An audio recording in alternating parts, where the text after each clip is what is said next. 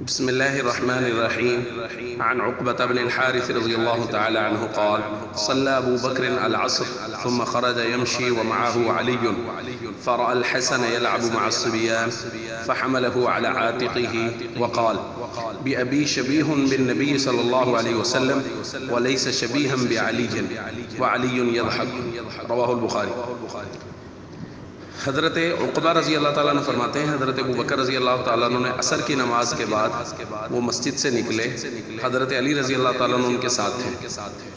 تو دیکھا کہ حضرت حسن رضی اللہ تعالیٰ عنہ بچوں کے ساتھ کھیل رہے ہیں، تو حضرت ابو بکر رضی اللہ تعالیٰ عنہ نے ان کو اپنی کندھوں پر اٹھا لیا اور فرمایا کہ یہ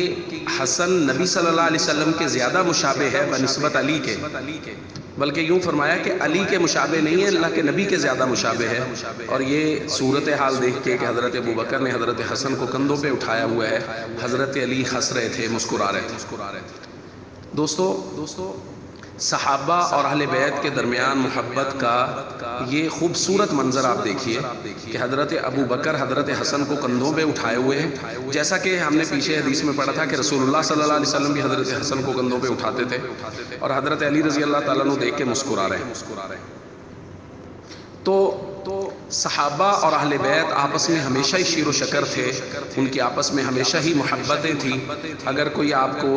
یہ کہنے کی کوشش کرتا ہے یا یہ باور کروانے کی کوشش کرتا ہے کہ حضرت ابو بکر، حضرت عمر، حضرت عثمان رضی اللہ تعالیٰ عنہما اور حضرت علی ان کے آپس میں، یہ صحابہ اور اہل بیت کا آپس میں کوئی لڑائی جھگڑے تھے، تو یہ قطعاً غلط ہے۔ یہ بخاری شریف کی حدیث اور بالکل واضح حدیث ہے کہ صحابہ کرام آپس میں اہل بیت کے ساتھ کس قدر محبت کرتے تھے، اور میں نے شاید پہلے بھی کہا ہے کہ اہل بیت سے محبت کرنا تو سکھایا ہی صحابہ نے ہے کہ اہل بیت سے کیسے محبت کی جاتی ہے۔ اس لیے